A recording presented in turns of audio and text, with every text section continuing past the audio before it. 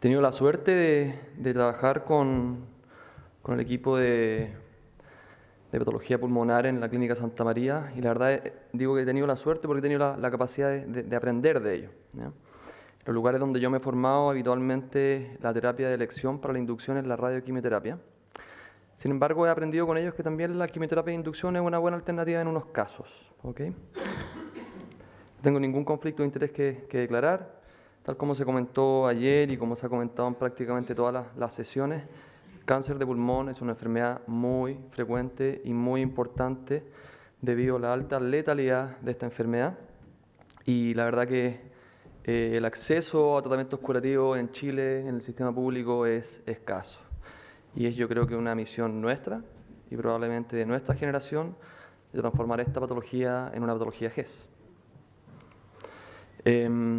Tal como lo ha presentado el profesor Rami Porta, tenemos una nueva clasificación y esta nueva clasificación hay que utilizarla. E inevitablemente, y aunque sigamos haciendo los mismos tratamientos, el pronóstico de estos nuevos grupos van a cambiar solamente por la migración, por el fenómeno de Will Rogers, ¿cierto? ¿Qué sabemos de la pregunta que me hace Francisco de cuál es el mejor tratamiento de inducción? Bueno, la verdad que hay muchos estudios con respecto a esto. Sin embargo, al día de hoy no hay información suficiente para poder identificar la mejor opción. Y esto se debe fundamentalmente porque muchos estudios randomizados presentan ramas que no son estándar. Y eso hace muy difícil sacar conclusiones al día de hoy. Por lo tanto, se podría decir que muchas de estas alternativas son equivalentes. Y de alguna u otra manera trataré de demostrarles que hay que tratar en la medida posible de individualizar la alternativa. Estas son las 4 alternativas actuales que uno puede ofrecer a pacientes con intención curativa en enfermedad resecable etapa 3. Para tratar de entender cuál es la mejor opción de inducción, hay que entender por qué se hace inducción y por qué no se hace cirugía de entrada. Entonces, sabemos ya desde hace un buen tiempo, por lo menos 20 años, de que la quimioterapia adyuvante en el setting de un tumor mayor a 4 centímetros o al menos un ganglio positivo genera un beneficio en supervivencia global a 5 años de al menos un 5%, y esto se ha probado en múltiples estudios randomizados, y este es un metaanálisis liderado por Jean Perpignon, que probablemente es el más reconocido. Pero bueno, ya sabemos que luego de la cirugía hay que hacer quimioterapia en algunos casos. No sabemos muy bien en qué caso hay que hacer radioterapia postoperatoria, y las dos preguntas básicamente se grafican ahí. ¿Habría que hacerle radioterapia a los pacientes con márgenes positivos o habría que hacerle radioterapia a los pacientes con márgenes negativos y estación N2 al menos? Para la primera pregunta, que sería con márgenes positivos, no hay evidencia randomizada. Sin embargo, sí hay evidencia de múltiples estudios retrospectivos, y como pueden ver ahí en la curva de Kaplan-Meier, hay una separación precoz entre los pacientes que reciben radioterapia postoperatoria y aquellos que no reciben radioterapia postoperatoria en el setting de márgenes positivos. ¿Qué sabemos de los pacientes que fueron sometidos a cirugía y que quedaron R0? Bueno, tenemos este metaanálisis que es el PORT, ¿cierto? Un metaanálisis ampliamente conocido, publicado inicialmente en el año 98 y luego actualizado en la base de datos de la Cochrane, ¿cierto? Y lo que podemos ver acá es que la curva de arriba es la curva de los pacientes que no recibieron radioterapia postoperatoria, y la curva de abajo es la de los pacientes que sí recibieron radioterapia postoperatoria.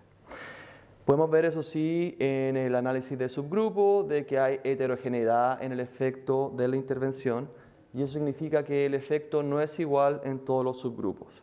Y se puede decir de que, a pesar de que sigue siendo deleteria en N0 y N1, aparentemente no hay una mayor morbilidad o mortalidad por el tratamiento en pacientes N2.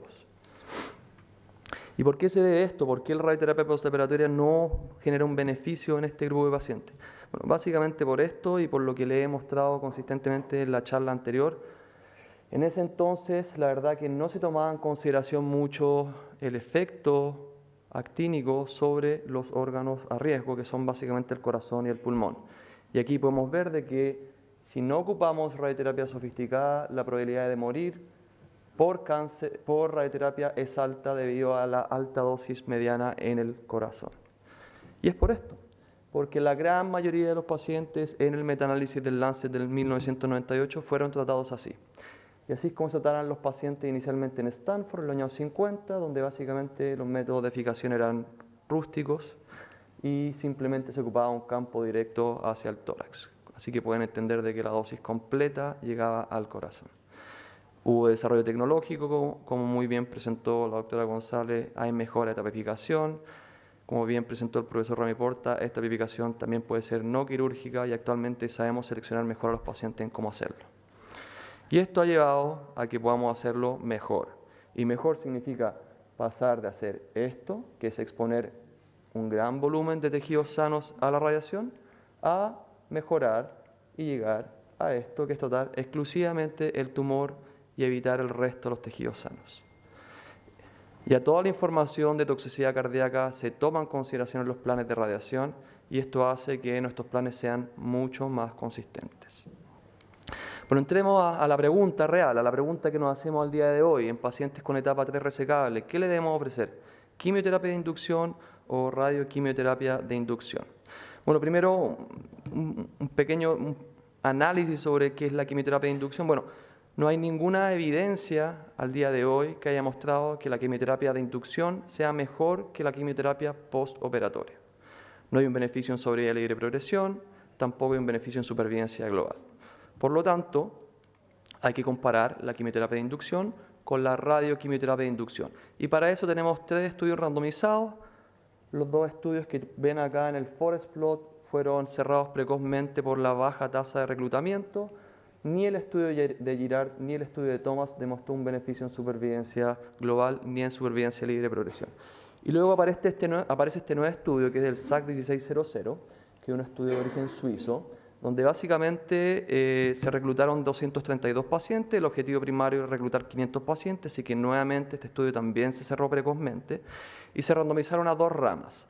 La primera rama fue quimioterapia de inducción en base a cisplatino o docetaxel, versus la misma quimioterapia de inducción seguida de radioterapia secuencial, donde ya sabemos de que la radioterapia secuencial es menos eficiente que la radioquimioterapia concomitante previo a la cirugía. Y lo que podemos ver, y que era previsible debido a que se cerró precozmente el estudio, es que no se mostró un beneficio ni en supervivencia libre de progresión ni en supervivencia global. Sin embargo, cuando los outcomes primarios no se pueden evaluar, uno tiene que tratar de leer la letra chica. Y la letra chica en este estudio es básicamente las tasas de respuesta. Y lo que vamos a ver en la tabla 4 de este estudio publicado en el Lancet Oncology es que los pacientes que fueron a radioquimioterapia tuvieron más respuestas patológicas. Hubo menos enfermedad progresiva durante el tratamiento. Un 14% de los pacientes en quimioterapia de inducción progresó durante la inducción. Por el contrario, solamente un 3% de los pacientes que fueron a radioquimioterapia de inducción progresó. Y más aún, en la rama que fue a radioquimioterapia de inducción, hubo más resecciones completas, con una diferencia de un 10%. Y hubo más downstaging nodal, a N1 y N2, y hubo una diferencia que no fue significativa en respuestas patológicas completas. Y esto se ha reevaluado en este metaanálisis recientemente publicado, donde podemos ver de que la radioquimioterapia de inducción, al ser comparada con la quimioterapia de inducción, genera más respuestas patológicas y genera una mayor probabilidad de tener una resección completa. Sin embargo, lo que se puede decir es que la rama de quimioterapia de inducción le faltaba algo en el SAC, y le faltaba la radioterapia postoperatoria. Y es por eso de que actualmente, y lo que se recomienda en base fundamentalmente a opinión de expertos, es que si un paciente va a quimioterapia de inducción y tiene una respuesta pobre y se mantiene como N2, y eso ocurre en alrededor del 50% de los pacientes, a esos pacientes sí hay que ofrecerles radioterapia postoperatoria para tratar de mejorar los resultados de control local. Otra pregunta que uno se podría hacer es ¿qué es mejor, la quimioterapia preoperatoria o la radioquimioterapia definitiva? Y para esto también tenemos un estudio randomizado publicado en el año 2007, donde pueden ver de que básicamente no hubo ninguna diferencia entre la rama que fue a quimioterapia de inducción seguida de cirugía versus radioquimioterapia definitiva. No hubo diferencia ni en sobrevida libre de progresión ni en supervivencia global. Una de las últimas preguntas que uno se hace también, y aquí ya vamos a entrar al Intergroup 0139, es si sabemos que aparentemente la radioquimioterapia de inducción genera un pequeño beneficio en respuesta al ser comparado con la quimioterapia de inducción, habría que comparar la radioquimioterapia de inducción con el otro estándar, que sería la radioquimioterapia definitiva. Y para esto tenemos un estudio ampliamente conocido, que es el estudio publicado por Kathy Albine en el Lancet del 2009.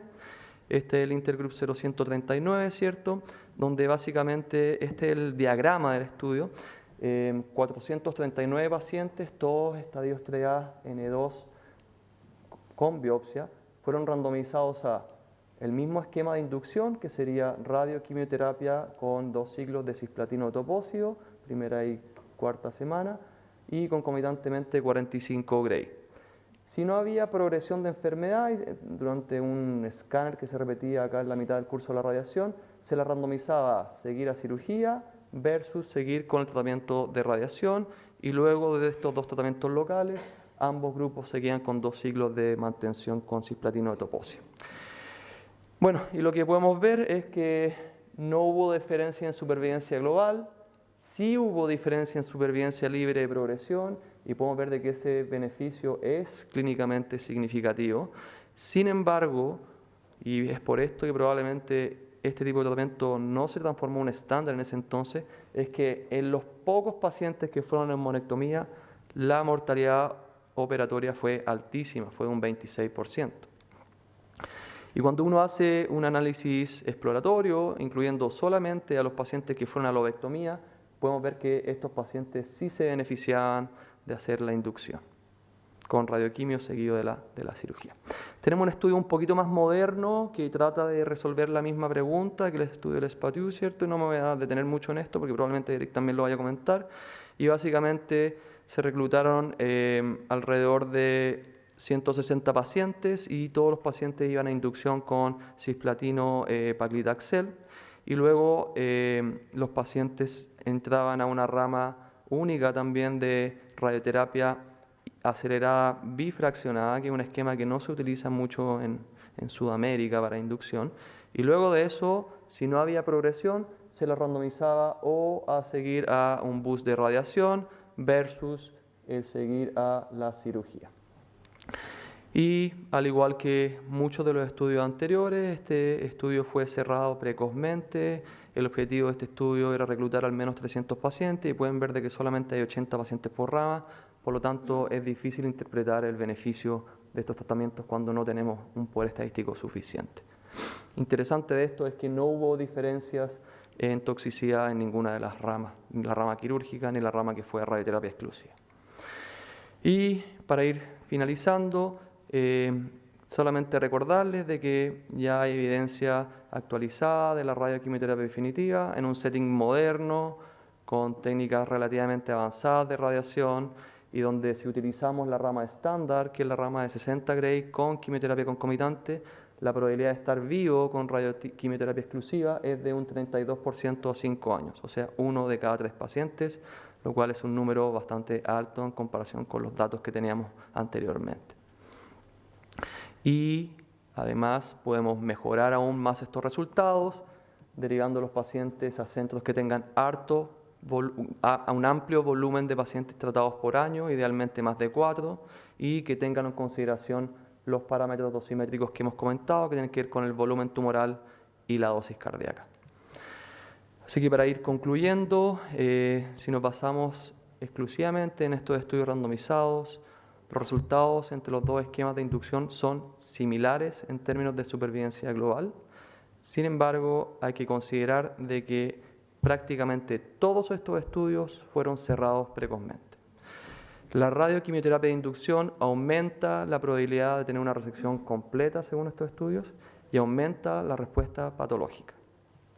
No hay ningún estudio randomizado al día de hoy que compare quimioterapia de inducción y luego radioterapia postoperatoria en pacientes N2 versus radioquimioterapia de inducción. Y la radioquimioterapia definitiva genera un beneficio a 5 años de un 32% para los pacientes que no se puedan operar después de la inducción. Muchas gracias.